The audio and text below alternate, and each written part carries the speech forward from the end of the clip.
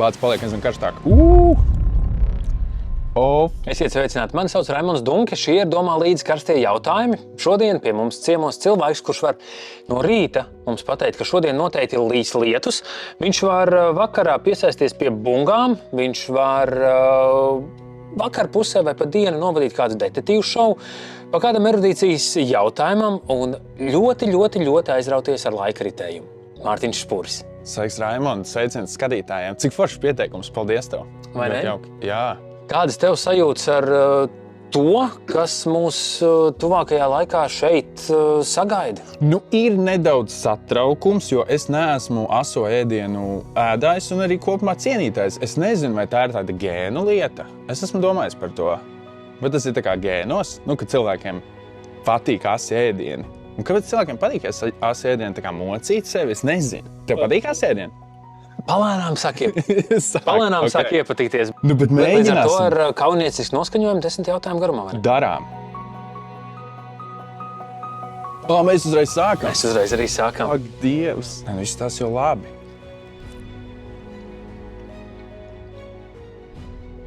Tad ļoti bieži cilvēku uztver kā dabisku, vienkāršu ēteru cilvēku. Tādu, kas atbrīvo auditoriju ar savu patiesumu. To tu esi kaut kā trenējis, ka tu esi vienkāršais Mārtiņš, kas ir cilvēks ar to savu vienkāršību un dabiskumu arī noķer. Vai tu esi par to domājis, vai kas ir tā veiksmes atslēga tajā vidē, kur tu šobrīd esi nonācis?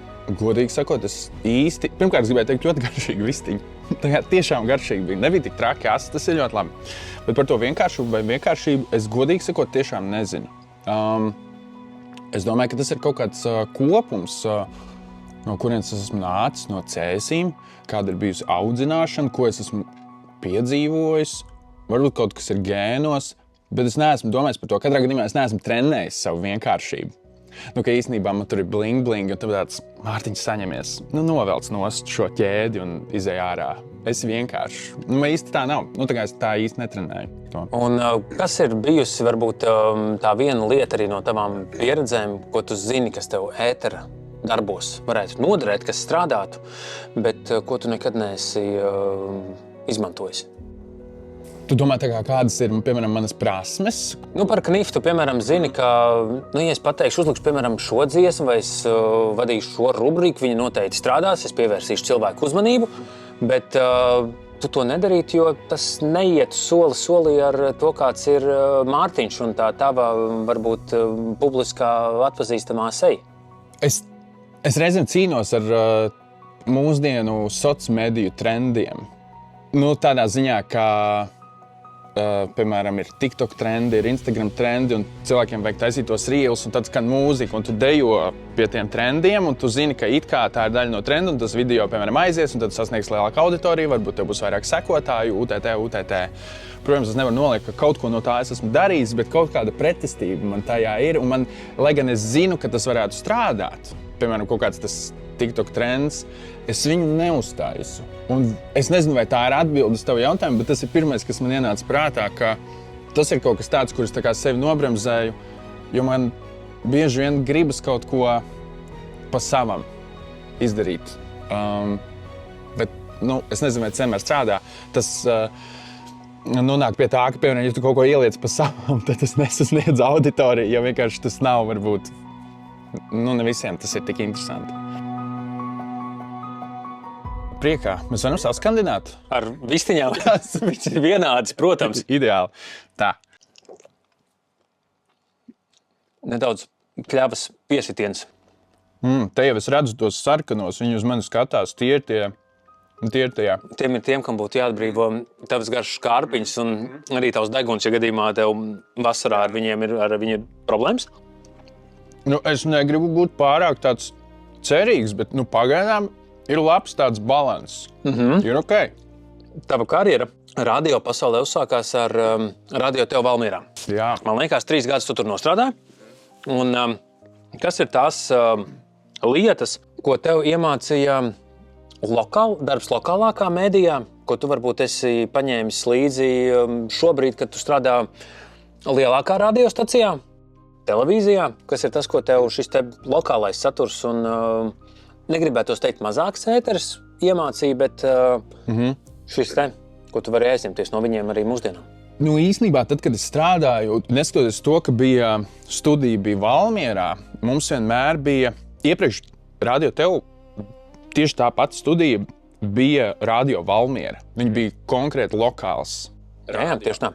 Un pēc tam bija Radio Tev, un Radio Tev aizgāja tajā Vislatvijas virzienā. Līdz ar to, neskatoties to, ka mums studija bija Valmierā, mums mindsetam bija jābūt, ka mēs raidām visā Latvijā.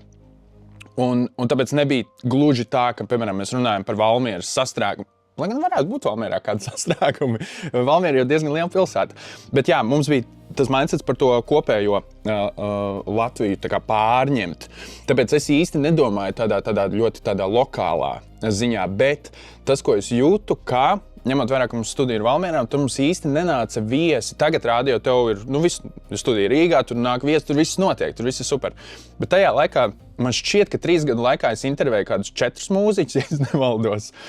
Un, ja tu jautā, ko es iemācījos runāt. To, ka man ir jāizpilda vienam pašam 4 stundu ēters, un man ir konstanti jārunā. Un man ir jāizkliedē klausītājs starp dziesmām. Mums bija ziņu cilvēks, piemēram, bija Kitija, bija Kristīna, bija Evija, sveicieni viņām visām.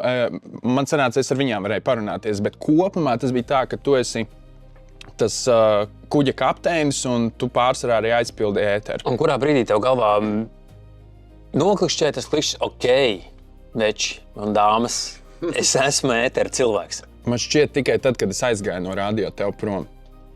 Tad, kad es tos 3 gadus... Ar šo frāzi, ņemot vērā, ka tu esi liels Office fans, jā. The Office fans, šis man negribot atvēl to frāzi, ko Endijs saka par good old days. I wish there was a way to know you're in the good old days before you've actually left them. Ka tajā brīdī, kad tu saproti tās vecos labos laikus, ka tev vajag saprast tos vecos labos laikus, tajā tiešajā brīdī, pirms tu esi viņus pametis, vai ne? Jā, precīzi. Jo tad, kad es strādāju, tad es visu laiku, es godīgi sakot, man šķiet varbūt pat neticēju sev, jo cik man bija 25, kad es sāku strādāt, varbūt pat mazāk bišķiņ. Un tā man bija tāda pirmā pieredze, man tika uzticēts braucamlaiks, un es visu laiku uz sevi tā uztēru, ka es mācos šo 3 gadu laikā. Un tad, kad es aizgāju prom un kad es sāku strādāt aģentūrā, tad es sapratu, es īstenībā tā ir diezgan liela prasme, ko es esmu iegūst šo 3 gadu laikā. Es tā kā sāku to novērtēt. Un es sapratu, ka es gribu strādāt mēdījos. Un tad kopš tā, ka es aizgāju, es sāku vairāk sevi pušot tajā virzienā. Un kaut kas labs ir tajā, ka tu paņem to pauzi, tu spēj novērtēt, tu atskaties, un tad tu ej uz priekšu. Es nezinu, kas tas ir, bet es to zaļo jau, es jūtu to zaļo. Es nezinu, kas ir tas zaļais, bet es jūtu to zaļo. Cukīni. Mazliet. Zaļais karīs tur rakstīts. Tas dzimis 4. maijā. Jā. Audis Cēsīs. Un tu pats esi teicis, ka, protams, tie ir dubulti svētki. To, ka tu esi dzimis tik īpašā datumā, Latvijas neatkarības atjaunošanas diena. Ko tev pašam šis datums, šī apstākļu sakritība, ko noteikti tev vecāki tā nebija plānojuši? Bet, bija, es domāju. Vai bija plānojuši tieši tā? Ko tev tas ir iedevis piederības sajūtu ziņā? Pēdējos gados es kaut kādu dzimšanas dienu esmu svinējis ārpus Latvijas. Ne šogad, bet iepriekšējos man šķiet 3 gadus es svinēju ārpus Latvijas. Un es domāju par to, ka mēs tā kā ar Latviju svinam kopā svētkus, un tu nevari atdalīt vienu no otra. Jo 4. maijs priekš manis nav tikai mana dzimšanas diena, un tie nav tikai Latvijas svētki priekš manis, un tie tiešām ir dubult svētki. Es atceros laiku, kad īstenībā 4. maijs nebija brīvdiena, jo bija tāds periods. Un tad, kad 4. maijs kļuva par brīvdienu, tas bija tā kā vispār, es biju super priecīgs. Bet ir tādā patriotiskā ziņā grūti teikt, vai tikai šis datums man kaut ko ir devis. Es domāju, tas ir viss kopā. Es nevarētu izdalīt, ka tikai 4. maijs man ir iedevis tādu patriotismu sajūtu par Latviju. Bet noteikti tas, ka šī diena šķiet īpašāka, jo arī tad, kad tu pasaki kādam, ka tev dzimšanas diena 4. maijā, viņam tāds ok. Vai līdzīgi kā es pazīstu Jāni, man draugu paziņu, kurš ir arī 18. maijā dzimis. Un tad arī ir tāds, kaut kas īpašs tajā ir, ka tev ir tie 2 datumi. 18. maijs vai 18. Es atvainojos, 18. novembris. Tā, es patinu laiku atpakaļ. Jānis 18. novembrī, jā. Tā ir ar tām laika kapsulām, Mārtiņ.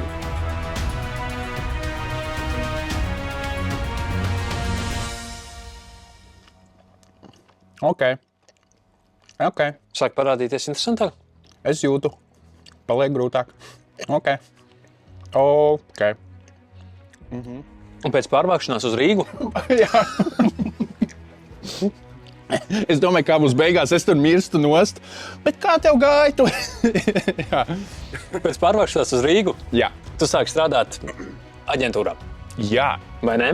Bija tāda lieta. Tavs dzīves posms, noteikti. Jā. Un strādāji ar video projektiem. Ko tev tas arī kā TV cilvēkam, tagad arī es pēc tam strādājis ar kaudzi ar TV projektiem, ko tev tas ir devis? Skatīties kadrus, saprast, kā tas nostrādās, kas nenostrādās, scenāriju ātrāk pielāgot, kadrus noķert, kā tev ir ar šo bijis, ko tev darbs aģentūrā tieši tajā tavā pozīcijā, ko tev tas deva tavas profesionālās karjeras izaugsmē šobrīd? Man šķiet, ka izpratne par kvalitāti. Kaut kas tajā, kā strādā aģentūra, tad aģentūra strādā priekš citiem. Aģentūra nestrādā priekš nosacīti saviem projektiem. Aģentūra strādā priekš klientu projektiem. Televīzija strādā priekš saviem projektiem. Televīzija nestrādā priekš klientu projektiem. Un tur ir tāda kaut kāda atšķirība tajā. Un tas, ko es ļoti novēroju, ka aģentūrā strādājot, ir tāda tiešām augstā kvalitātes latiņa, jo tev ir baigā atbildība pret to klientu. Un tas man iedeva arī tādu kaut kādu, ko ir grūti patiesībā noraksturot, bet to vienkārši tādu izpratni par kvalitāti. Un man ir grūti sīkāk viņu noraksturot tiešām. Bet vienkārši šī sajūta, ka tad, kad tas ir līdzīgi kā, piemēram, ja tu vari aiziet uz mākslas galeriju un nezināt neko par māksliniekiem un šīm te gleznām. Tu vienkārši skatīsies un interpretēsi caur sevi kaut kā to. Bet ja tu zināsi nedaudz vēsturi par māksliniekiem, tu būsi pētījis gleznas iepriekš un tu zināsi kaut kādu tiešām kultūru vēsturi par to visu, tad, kad tu aizies uz šo te mākslas galeriju vai izstādi kādu, tu pilnīgi citādāk skatīsies, tu saredzēsi citādāk. Un šeit tas ir tas, ko es esmu ieguvis, ka es saredzu šos te video projektus vai raidījumus vai to, kā tie ir izveidoti. Man šķiet, varbūt saredzu mazliet citādāk, nekā es būtu saredzējis pirms strādāšanas aģentūrā. Bet kas ir tā viena lieta, ko, piemēram, skatoties jebkuru tevis pašu vadīto raidījumu iepriekš, kas ir tā lieta, ko tu ar šo tevis gūto pieredzi, ko tu pamani, ko tāds standarta TV skatītājs varētu pat nemaz nepamanīt? Tu domā tā kā no aģentūras pieredzes tieši? No tavas pieredzes. No manas pieredzes aģentūrā? Varam to tā arī skatīties, jā. Kas būtu tas pats, tu, piemēram, skaties sevi no malas, skaties, skatītājs šo pamanīs vai skatītājs šo nepamanīs, bet tev tas uzreiz iecertās acī. Tāda tīri praktiska lieta, tā varētu būt tā kā kati, angliski sakot. Tās griezuma vietas. Tu vienkārši, tā kā es arī pats montēju kaut ko, piemēram, savu podcastu montēju, tad tu vienkārši pamani, ka teorētiski, piemēram, te ir griezuma vieta, šis nav vienlaidus kadrs. Te ir bijis griezuma vieta, iespējams, te ir saturs kaut kāds izņemts ārā. Varbūt vai nu es pārteicos, vai kāds pārteicās, mēs izgriezām ārā, lai nebūtu neveikli. Bet skatītājs to var nepamanīt vispār. Tu skaties vienkārši, baigi dinamisks raidījums. Īstenībā tas raidījums bija 4 stundas filmēts un ir paņemts labākās vietas. Un tāpēc viņš ir tik dinamisks un foršs, jo īstenībā viss melnais materiāls ir bijis ārā. Jā.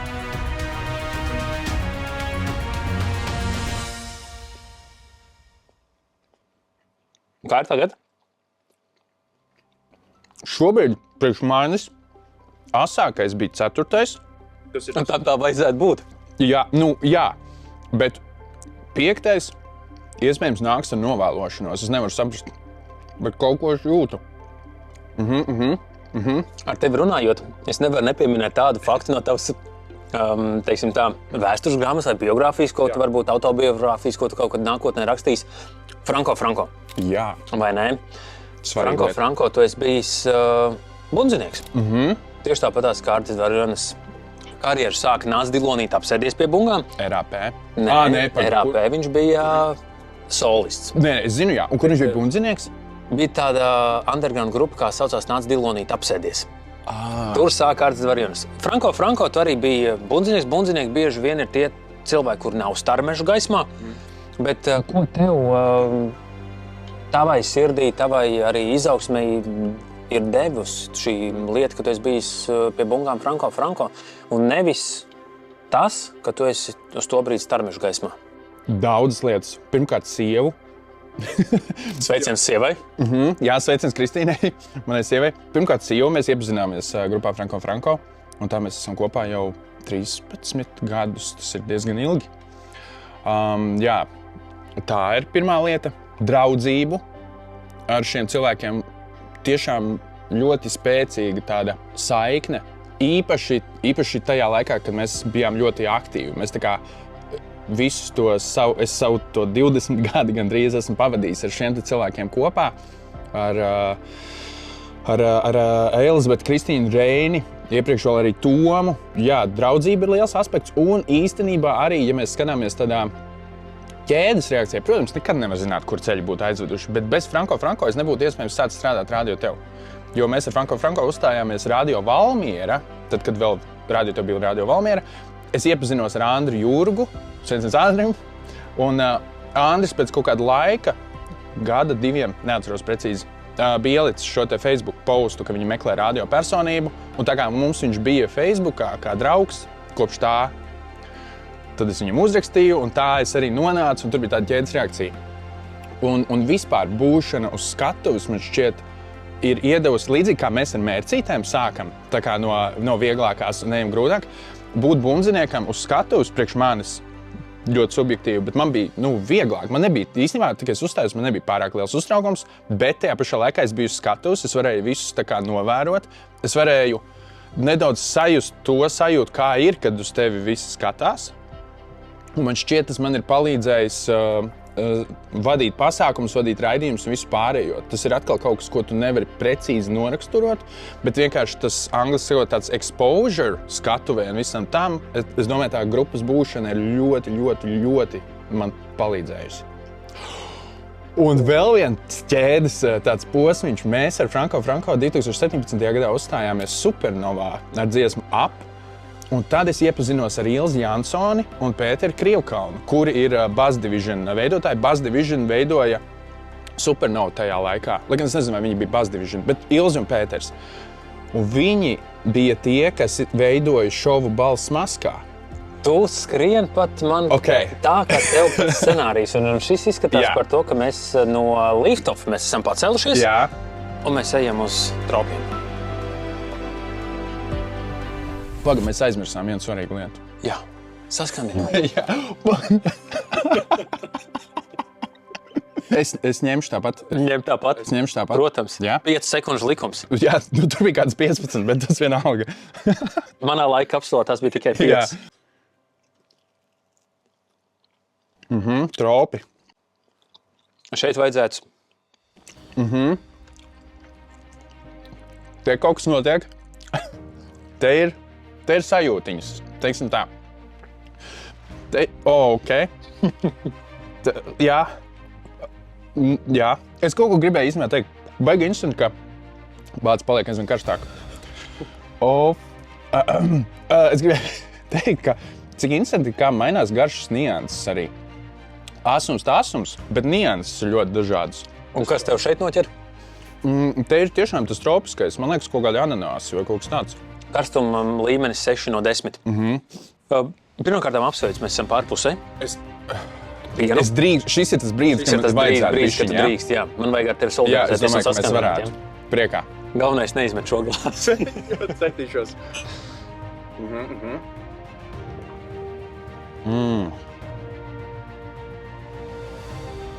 Jā, jāatzīst, šis ir patīkami. Tu aizskāri Balss maskā. Jā. Tā ir kā tev būtu scenārijs pat bijis nosūtīts. Man nebija. Bet tev nebija. Tu esi izgājis pilnīgi viss 3 Balss maskā fāzes. Tu esi bijis vadītājs, tu esi bijis dalībnieks, Jā. bijis žūrijā. Detektīvs. Tas bija ļoti svarīgi. Mums ļoti piekodināja vienmēr. Tā nav žūrija, tie ir detektīvi. Tie ir detektīvi. Jā. Piedod, detektīvs. Jā. Gadījumā, ja būs balss maskā nākamā sezona, noteikti tu kādu no tevi noteikti klonēs un tu tos detektīvu vietas vairākas aizņems. Tas fakts. Bet tad, kad tu šovu pameti kā dalībnieks, tu, man liekas, arī teici, cik ļoti atvieglots tu jūties uz to brīdi, jo cik tev pašam likās mokoši vai sarežģīti tā slēpšanās no citiem, ka tev var atpazīt pat pēc gaitas, pēc mazākās nianses, jo tas taču ir Mārtiņš, kas slēpjas aiz šaha karaļa, šaha karalis. Jā. Īstenībā slēpties nebija pārāk mokoši. Bija svarīgi nomainīt Wi-Fi to telefona hotspota nosaukumu, jo man iepriekš bija Mārtiņš iPhone. Un tad, kad mēs bijām tur, jo mēs jau visi esam viens otram blakus, un tad, kad tu atver to Wi-Fi sarakstu, tu redzi, kādi cilvēki ir blakus, un tu teorētiski vari redzēt, bet es nevienu neuzķēru, un es laicīgi savējo nomainīju. Jā. Bet tas, kas bija grūti, bija tiešām fiziski grūti būt zem maskas un būt ļoti aktīvam. Iespējams, dažādām maskām bija dažādas ventilācijas, sauksim to tā, bet manai maskai, man bija tāda milzīga galva virsū. Es atceros, es izpildīju Rolling in the Deep, un es tur dejoju un visu daru. Un īstenībā arī Måneskin, citie bonies, to dziedāju. Tas bija man, ja man būtu vēl ilgāk jābūt zem maskas, pastāv iespējamība, ka es varētu būt tuvu tā kā noģīpšanai. Jo tad, kad tu esi nodziedājis, tev ir jāgaida, kamēr visi detektīvi izteiksies. Un es atceros, kā es stāvu, un viņi runā, un es tā kā to masku ceļu augšā, lai man gaiss vienkārši nāk iekšā. Un tas bija fiziski grūti, bet citādi tā bija super pieredze būt zem maskas. Un detektīva pozīcija? Tā bija visizaicinošākā, tā nebija viegla. Tas tiešām ir grūti būt detektīvam, un jāatzīst, nebija viegli arī būt detektīvam tajā krēslā, kur iepriekš sēdēja Jānis Šipkēvits, kurš ir staigājoša enciklopēdija, un automātiski tevi salīdzina ar Jāni tajā brīdī. Bet mans uzdevums nav būt otram Jānim, mans uzdevums ir būt vienkārši man. Mārtiņam no Cēsīm. Tam Mārtiņam no Cēsīm, bet tu nevari izbēgt no tā. Ja tu iekāp kāda cita krēslā, tur vienmēr būs tā kā salīdzināšanas moments. Un tas to visu padarīja mazliet sarežģītāku. Bet mana mīļākā pozīcija joprojām bija vadītājs, es teiktu. Man ļoti patika, un balss maskā pieredze, tas ir tā kā viena no labākajām pieredzēm. Tāpēc es to Ilzi un Pēteri pieminēju, jo mēs bijām 17. gadā Supernovā, un es nezinu, kādā veidā viņi man tajā vienā vasarā piezvanīja un prasīja, hei, vai tu negribi atnākt uz castingu balss maskā?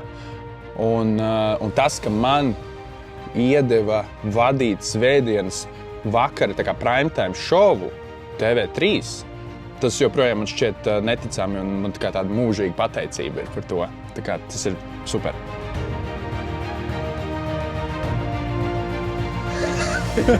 Es arī. Priekā. Zinu. Tā, mēģinam.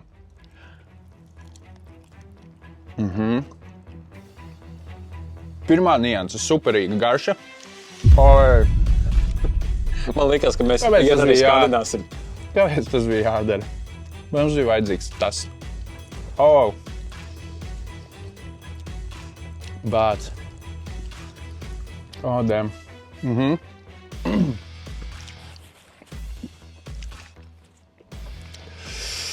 Priekā. Jā.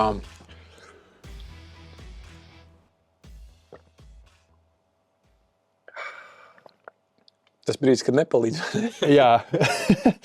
Un tu esi teicis, ka tu esi gan paškritisks pret sevi. Jā. Un to, ka bieži vien tev tas ir traucējis. Arī pie projektiem strādīt, bet kā tu atšķir, piemēram, veselīgu paškritiku? Mēs varam vēlreiz skandināt, ja vajag. Ūdens arī ir. Saldējums arī ir, ja vajag. Es turos! Jā! Jā. Saldējumu, ne? Nē, būs ok vēl. Bet kurā brīdī tev paškritika liekas veselīga, bet kurā brīdī tev paškritika varētu liekas, tur gan vajag bišķītīm piebremzēt, vai ja tev arī sieva palīdz noteikti arī iedot padomus par to, ko labāk darīt publiskiem pasākumiem vai arī televīzijas šovus vadot? Man liekas, par to jāmēģina nokoncentrēties. Tātad, Raimond, paškritika. Jā, Mārtiņ. Paškritika vai ir veselīga vai nav veselīga, es domāju, tas ir ļoti individuāli, jo kādam tā var būt tā kā pa daudz, bet kādam tas pats pa daudz var būt atkal tieši laikā. Līdz ar to tas ir ļoti subjektīvi. Bet man reizēm mēdz būt paškritika pa daudz, jo ir reizes, kad dēļ savas paškritikas es, piemēram, neesmu gājis uz vietām. Tikai tāpēc, ka mans prāts ir tik kritisks, ka man tāds, es neiešu, es negribu. Ko es tur, un tā. Piemēram. Pavisam vienkārši, ko tu uz ballīti aiziet. Piemēram, aiziet uz ballīti, un tas nav varbūt tagad, tas ir iepriekš kaut kādus gadus, 10 gadi atpakaļ. Un tu sēdi un domā, pats būs neveikli, es iešu tur, ko mēs runāsim ar tiem cilvēkiem. Varbūt, piemēram, prāts citreiz nospēlē arī. Un tas bija vēl agrāk, ka, es nezinu, vai tev tā ir bijis, bet ka ir tāds mazs tāds vēlniņš, kurš saka, ka, kā lai pasaka, ka nevis, ka tu besī cilvēkiem, bet tev ir tā sajūta, ka bāc, es tāpat besīju. Atkal jau tas Mārtiņš nāks, tu ko darīs. Viņš izdarīt pa balss maskā stāstīs, jā. Piemēram, atkal par to šaha karali, kā viņš to dziesmu mācījās. Un tad tu neaizēji. Un man liekas, tā vairs nav veselīga kritika, jo tā ir tāda fantazēšana. Un kāpēc tas tā ir, es nezinu, vai tas ir gēnos vai arī, Tu gan baigi forši uzskait visus novēl uz gēniem, gan patiks, nepatīk par karstajiem ēdieniem, paškritiku.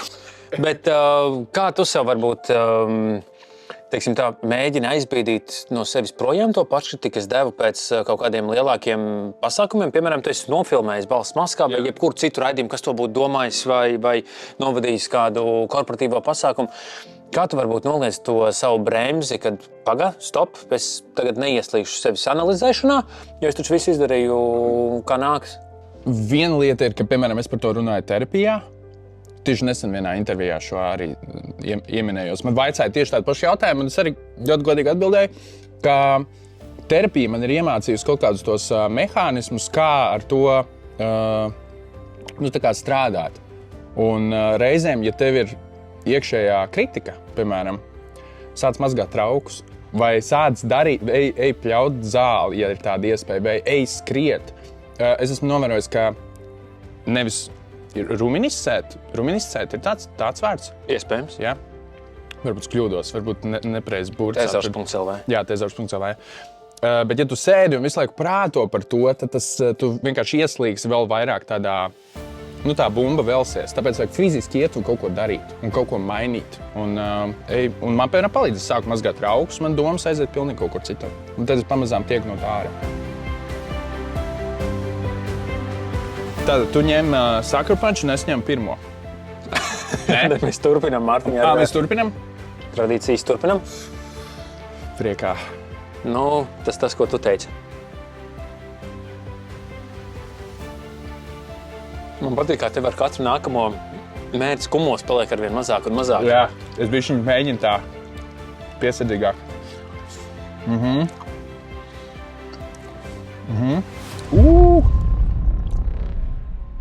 Šī būs pārsteidzoša. Šī ir tā, kas trāpa nevis mutē, bet kaklā. That's what she said. Lielisks tosts. Ok.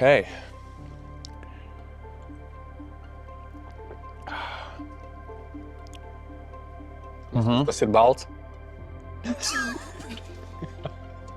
To neteicēs. Jā, tu stāstīsi, ka tev vienmēr ir fascinējis laika ritējums. Jā. Un tas, ka mēs pat varējām piedzimt dažādos laikos, nesatikties, un kas zina, kur mūs būtu aizvedus citu par realitāti. Jā. Tas ir tas, kāpēc tu radīji laika kapsulu. Jā. Joprojām bez saldējuma. Viss kārtībā, bez saldējuma. Jā. Kas tev laika kapsulas radīšanā bija svarīgākais? Atstāt kaut ko paliekošu pēc sevis, vai tas ir tev tiešām tāds nestandarta projekts, ko tu veidoji? Es redzu izmisumu tavās acīs vienkārši. Viņas paliek arvien tālāk un tālāk šobrīd. Tātad. Pavisam noteikti abas lietas. Kuras tās bija? Nē, es atceros, ko teicu. Atstāt kaut ko aiz sevis, tā kā paliekošu, vai arī tas ir tāds nestandarta projekts, kurā radoši izpausties. Un es teikšu, ka tiešām abi, jo man šķiet, ka tās sarunas, un īstenībā jau jebkurš podcasts, jebkura saruna, jebkurš audiovizuāls ieraksts, manuprāt, tīri tādā cilvēces kontekstā, kļūst vērtīgāks ar laiku. Arī jebkurš video, ko mēs ar telefonu nofilmējam, mums liekas tā kā, ko es tur nofilmēju virtuvē, mēs tur kaut ko smējāmies, kaut ko darījām. Bet tad, kad tas pēc laika tev izmet memoriju? Un tad, kad izmet memoriju un ir pagājuši 2, 3, 4, 5 gadi, tu skaties, bāc, es izskatījos tā, tie cilvēki izskatījās tā, mums bija tik foršs laiks, tu atceries. Un tas ir līdzīgi ar laika kapsulas sarunām. Tā sajūta, ka šis sarunas ar laiku iegūst savu vērtību. Un vienkārši tas fakts, ka mēs ar to cilvēku dalām vienu laiku, tas īstenībā ir neticami. Un kaut kur tas ir vienkārši tāda pašsaprotama lieta it kā, bet nav. Saviem sarunu biedriem tu parasti prasi ielikt 3 lietas viņu laika kapsulā. Ūdens nepalīdzēs. Droši, palīdzēs droši. Lai Domāju. Tur ir ledus, man ir reizītē, tā kā tas tev varbūt liks.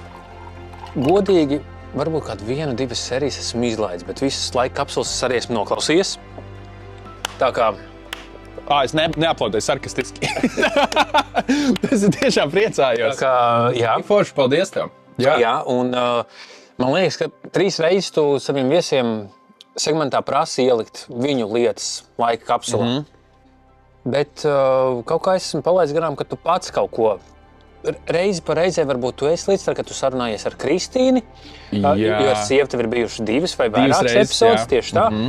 Bet, ja tev tagad būtu jāieliek 2026. gada vasarā viena lieta savā laika kapsulā, ko tu tagad ieliktu?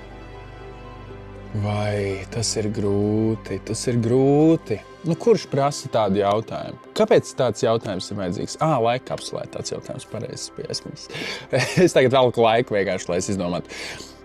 Labi, man patīk, ka daudz kas ir asociācijas. Tas, kā mēs jūtamies šodien, iespējams, mēs nejutīsimies tā rītdien.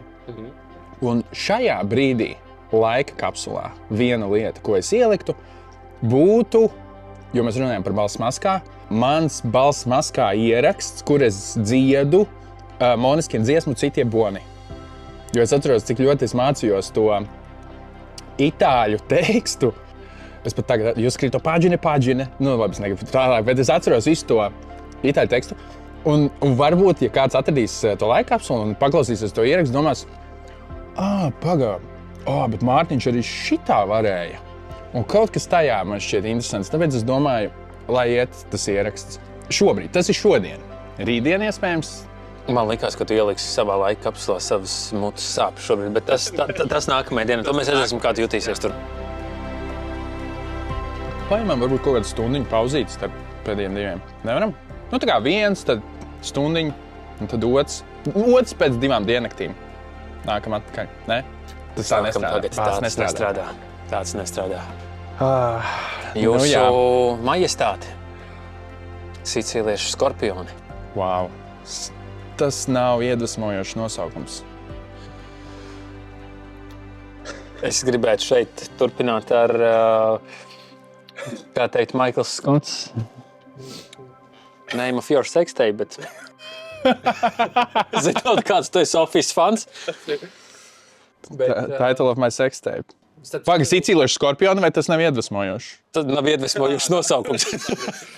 Kamēr tu vēl gatavojies, un mēs neturpinām ar 9. jautājumu, jo tev ir jāpavelk laiks. Šobrīd no Michaela Scotta tēliem, kuri viņam seriāla laikā The Office ir bijuši, ņemot vērā, kāds tu esi šī seriāla fans.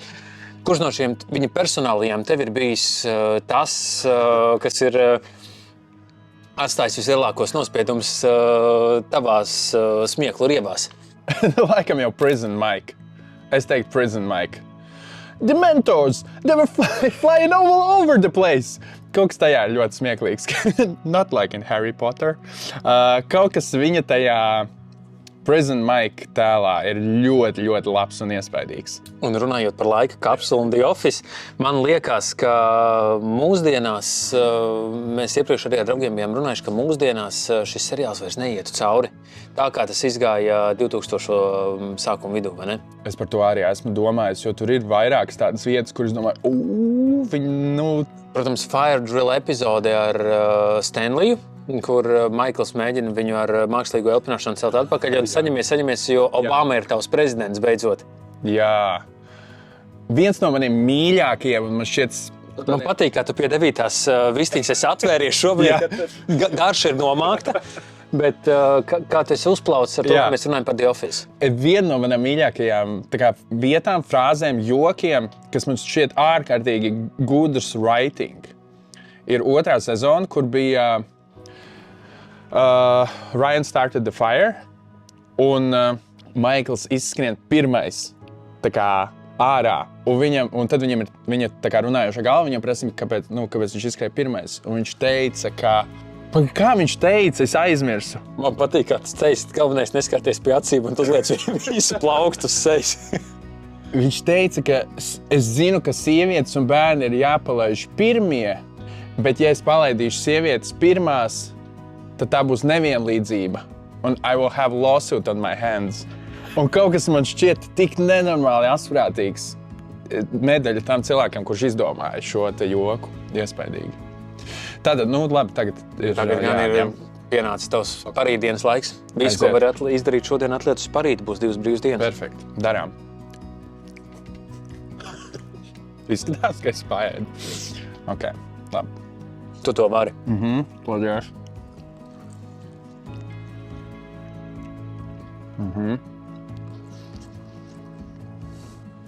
Vairs nav tik saulaini.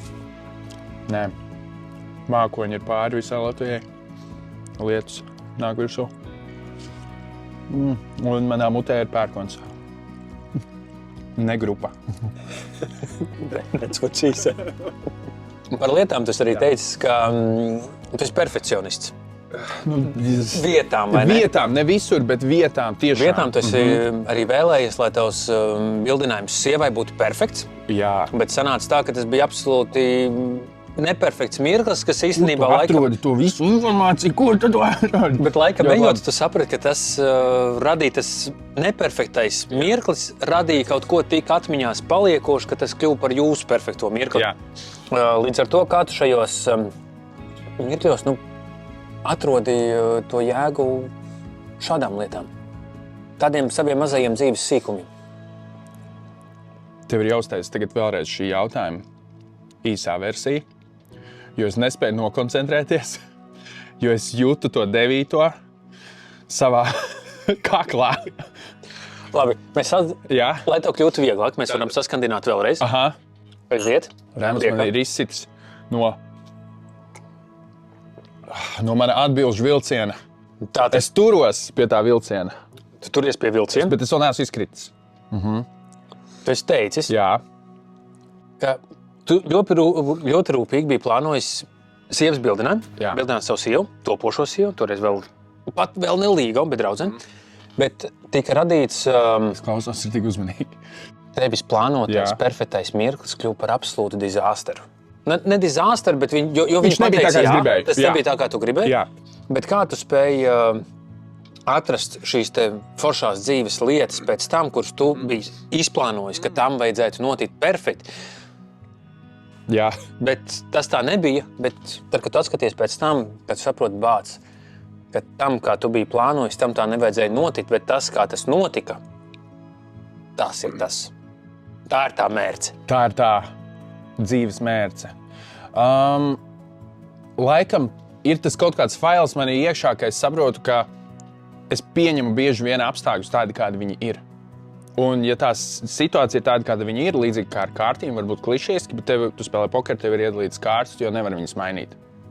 Izņemot tad, ja tev ir garš krekls. Piemēram, jā.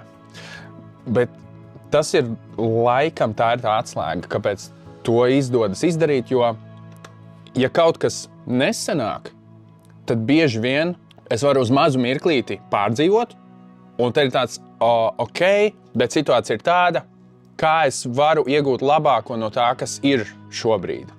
Un līdzīgi tā bija ar bildinājumu. Un bieži vien, patiesībā, arī, piemēram, vadot pasākumus, man šķiet, ka es spēju būt vēl labākā fokusā tajā brīdī, kad kaut kas noiet greizi. Es nezinu, kāpēc tas tā ir, bet es to esmu novērojis. Tad, kad kaut kas noiet greizi, iespējams, ka pazūd tas spiediens no tā, ka viss apkārt ir tik perfekti, un tad jau man arī jābūt ir perfektam. Bet ja kaut kas noiet greizi, tev pazūd bišķiņa spiediens, nogāja greizi, ko es varu darīt? Es varu mēģināt tikt galā ar to situāciju. Un tas ir tas, kas man palīdz šos te mirkļus, kuri varbūt nevienmēr ir tie foršākie vai veiksmīgākie, padarīt viņus par tādiem, kuri ir atmiņā paliekoši un man ir gana labs un brīnišķīgs šis mirklis tāds, kāds viņš ir. Es pavisam nešaubos, ka šis tev arī paliks atmiņā. Man 100% šis paliks atmiņā.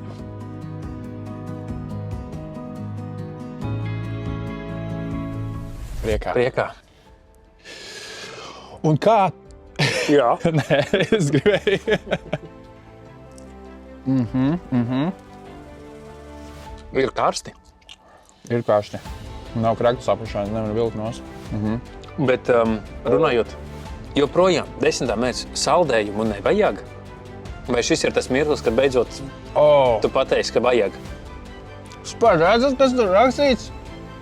Dabam! Tas nav legāls. Es varu darīt, ka tas nav legāls. Šis ir kaut kādā melnajā tirgū pirkts. Tas nav legāls. Ārprāts. Kā toņa? Wow. Man liekas, ka tu esi pelnījis saldējumu. Pagaid, es vēl pacīnīšos bišķiņ, Nu, pacīnies. Pagaid. Tā. Priekā. Priekā, Mārtiņ. Aha. Tev nav tik izmisis skatiens kā 3 mērķus vai 4 atpakaļ. Jā. Peldē, šobrīd izstāst, ka tu jau esi pieredzis un izbaudi šo procesu. Es esmu pieredzis un tā ir cīņa, kuru es zinu, ka es teorētiski varu uzvarēt. Tu jau esi uzvarējis. Jā. Tu jau esi Nav uzvarējis. 11. Nav 11. Ja vēlies, varbūt arī 11. Par grāmatām runājot. Tu esi arī teicis, atkal noteikti prasīs, kur tu dabūji fakts, bet tu esi teicis, ka tev ļoti uzrunā arī biogrāfijas. Jā. Biogrāfijas ir tev mīļākais, bez maz vai viens no mīļākajiem žanriem. Biogrāfijas, autobiogrāfijas, vispārējais. Ja tev tagad būtu jāpasaka viena lieta, iztēlojamies atkal. Tu raksti savu autobiogrāfiju. Jā. Kāda būtu tā viena frāze, ko tu tagad varētu nodot tam citam Mārtiņam, kurš varbūt ir dzimis citā laikā? Viņš ir jaunāks par mums, viņš arī varbūt ir dzimis Cēsīs, varbūt ir dzimis 18. novembrī, nevis 4. maijā kā tu. Kas varbūt būtu tā viena frāze, ko tu viņam varētu ierakstīt tavas quotes vai tava dzīves gudrība, ko tu varētu ielikt savā autobiogrāfijā?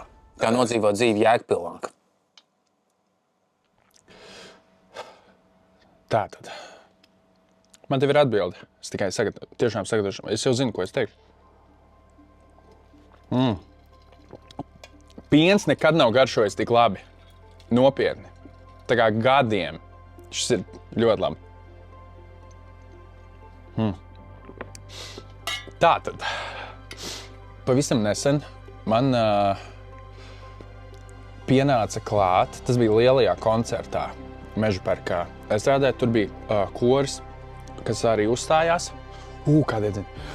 Tas bija koris, kas uzstājās. Bāc, kāpēc palika tikai sliktāk. Tātad tas bija koris, kas uzstājās, un viena meitene, es gaidīju uz Grīmu, viena meitene man pienāca klāt, un viņa iedeva savu blociņu, kur bija ilgā periodā dažādu cilvēku tādas, tā kā, quotes, citāti, dzīves, un viņa prasīja man kaut ko ierakstīt. Un tajā brīdī es domāju, ko es varētu ierakstīt. Un es pateikšu to pašu, ko es ierakstīju šajā blociņā. Jo man šķiet, ka ja es rakstītu autobiogrāfiju par to Mārtiņu, tad iespējams tas būtu kaut kas līdzīgs. Man netik deguns šobrīd. Nē, tik ļoti labi, Mārtiņ. Es esmu savācies. Es tā godpilni izskatu, cienpilni izskatu. What do you mean? Nē, es jokoju. What do you mean?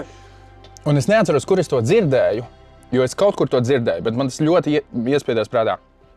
Un mēs mēģinām arī ar Kristīnu to darīt. Tātad, tajā brīdī, ja tev kaut kas smieklīgs ienāk prātā, mums tā bieži ir, vai ne? Notiek situācijas, mums kaut kas smieklīgs ienāk prātā, un mēs šo te joku, vismaz es arī bieži, viņu tā kā apslāpē. Jo šķiet, ka varbūt nebūs gan smieklīgs, nezinu, vai ir īsta auditorija, varbūt neteikt, varbūt nebūs pieklājīgs īsti vai kā. Un mans tāds ieteikums, kā padarīt dzīvi foršāku un jautrāku, ja tev ienāk prātā joks, tad tas ir tavs tā kā likums, ka tu obligāti šo joku pasaki, izstāsti blakus sēdētājiem vai tiem cilvēkiem, kas tev ir apkārt. Tu nedrīksti, tā kā angliski sakot, gatekeepot, noturēt pie sevis šo te radošo, brīnišķīgo materiālu, kas tev ir izveidojies galvā. Arī, ja tas nav smieklīgs. Esi drosmīgs un pasaki šo joku tam cilvēkam, kas tev ir blakus. Un tu redzēsi, kā tev dzīve atvērsies. Punkts. Vai arī komats. Vai arī komats. Nesaki hop. Dziļi, Mārtiņ. Un?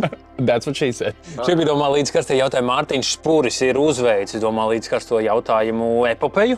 Ar 10 šāvienu mums ir bijuši. Jā. Ja tagad, ja mēs atskatāmies, kurš bija tavs favorīts līdz šim?